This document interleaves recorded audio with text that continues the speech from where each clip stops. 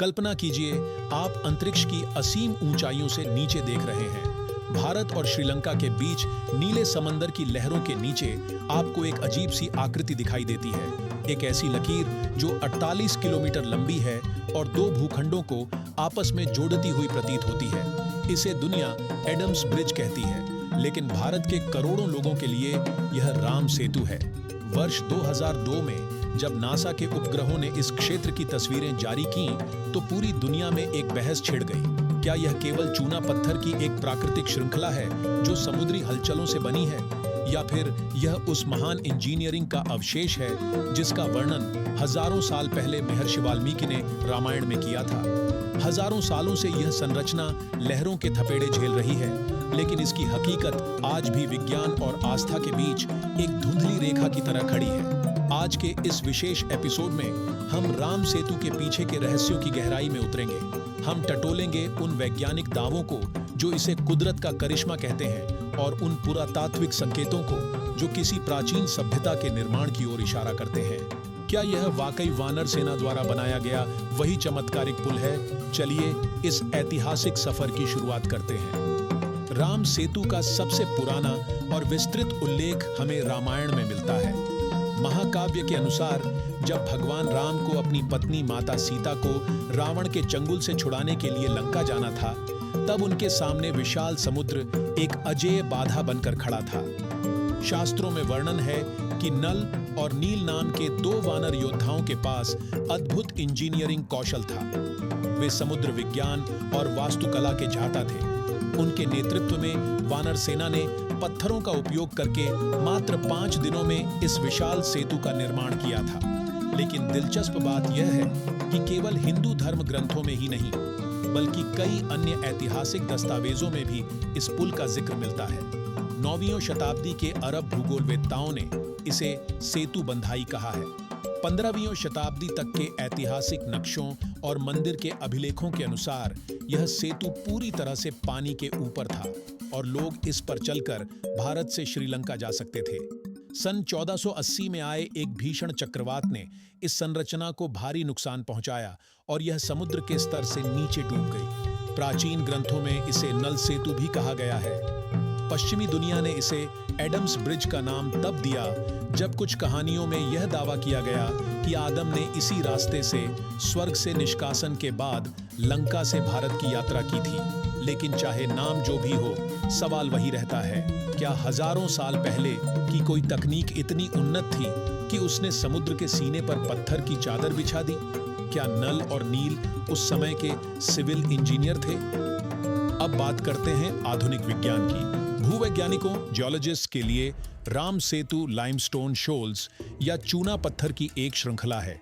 वैज्ञानिक शोध बताते हैं कि इस क्षेत्र में समुद्र काफी उथला है, जिसकी गहराई कहीं-कहीं केवल 3 से 30 फीट तक ही है। लेकिन यहाँ एक मेजर पेच है जिसने वैज्ञानिकों को भी हैरत में डाल दिया है। डिस्कवरी साइंस के एक प्रसिद्ध वृत्तचित्र में कुछ ऐसे तथ्य सामने आए जो चौंकाने वाले थे। कार्बन डेटिंग और थर्मल ल्यूमिनेसेंस तकनीक के जरिए जब यहाँ के पत्थरों और रेत की जांच की गई तो परिणामों ने एक नई पहेली खड़ी कर दी।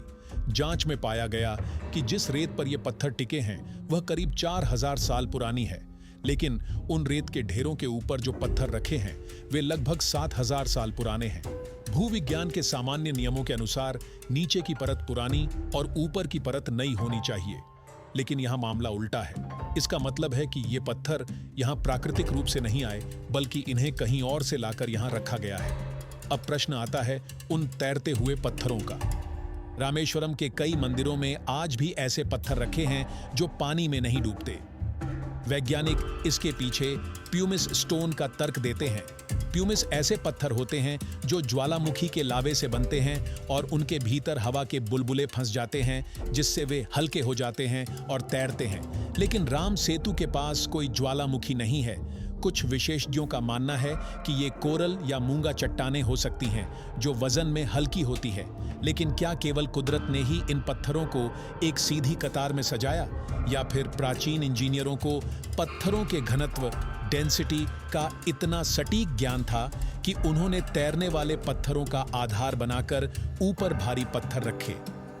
हाल के वर्षों में भारत के नेशनल इंस्टीट्यूट ऑफ ओशनोग्राफी और archaeological survey of India (ASI) ने इस क्षेत्र में दिलचस्पी दिखाई है। पानी के नीचे किए गए शोधों में कुछ ऐसे साक्ष्य मिले हैं जो इस ढांचे के मानव निर्मित होने की संभावना को बल देते हैं।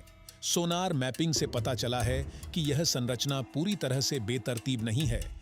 पत्थरों का आकार और उनकी व्यवस्था एक निश्चित पैटर्न की ओर इशारा करती है। कुछ शोधकर्ताओं का दावा है कि उन्होंने समुद्र के नीचे बड़े-बड़े पत्थरों के ब्लॉक देखे हैं जो किसी विशाल निर्माण का हिस्सा लगते हैं। समुद्र के जल स्तर के इतिहास पर नजर डालें तो पता चलता है कि लगभग 7,000 से 18,000 साल पहले समुद्र का स्तर आज की तुलना में काफी कम था। संभव है कि उस समय भारत और श्रीलंका के बीच एक प्राकृतिक भूमि मार्ग मौजूद रहा हो, जिसे बाद में मानव प्रयासों द्वारा एक मजबूत सेतु का रूप दिया गया। हालांकि विशेषज्ञों के बीच इसे लेकर गहरा मतभेद है। एक पक्ष कहता है कि यह पूरी तरह से कोरल रीफ्स और सैंडबार्स की एक प्राकृतिक प्रक्रिया है जो लहरों के बहाव से बनी है। वहीं दूसरी ओर अंतरिक्ष पुरातत्व स्पेस आर्कियोलॉजी के जानकारों का कहना है कि जिस तरह से यह सेतु दो देशों को सबसे कम दूरी वाले बिंदुओं पर जोड़ता है, वह केवल इत्तेफाक नहीं हो सकता। विवाद तब और बढ़ गया जब सेतु समुद्रम शिपिंग कैनाल प्रोजेक्ट की बात आई। इस प्रोजेक्ट के लिए सेतु के एक हिस्से को तोड़ना प्रस्तावित था, लेकिन भारी जन विरोध और इस ढांचे की ऐतिहासिकता को देखते हुए मामला सुप्रीम कोर्ट तक पहुंच गया। आज भी यहां कोई भी खुदाई या ड्रिलिंग करना एक संवेदनशील मुद्दा है, जिससे वैज्ञानिक शोध की गति धीमी हो जाती है। तो अंत में सवाल वही बचता है, राम सेतु क्या है? विज्ञान कहता है कि यह प्रकृति की एक अद्भुत भूवैज्ञानिक संरचना है जो हजारों सालों की समुद्री हलचल का परिणाम है। लेकिन आस्था और कुछ अनसुलझे वैज्ञानिक आंकड़े इशारा करते हैं कि इस प्राकृतिक आधार पर कभी इंसानी हाथों ने एक महासेतु का निर्माण किया था। शायद सच्चाई इन दोनों के बीच कहीं छिपी है।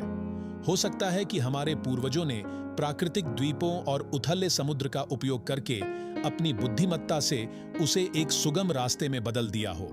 राम सेतु केवल पत्थरों और रेत का मेल नहीं है, यह भारत की सांस्कृतिक पहचान, प्राचीन इंजीनियरिंग की गौरवगाथा और करोड़ों लोगों के विश्वास का प्रतीक है। आने वाले समय में जैसे जैसे अंडर वाटर आर्कियोलॉजी और उन्नत होगी, शायद हमें और भी पुख्ता सबूत मिले। तब तक यह सेतु हिंद महासागर की लहरों के नीचे एक रहस्य बना रहेगा, एक ऐसा रहस्य जो हमें याद दिलाता है कि हमारे इतिहास में अभी भी बहुत कुछ ऐसा है जिसे खोजा जाना बाकी है। आपको क्या लगता है, क्या राम सेतु प्राचीन इंजीनियरिंग का एक बेजोड़ नमूना है या सिर्फ प्रकृति का एक खेल?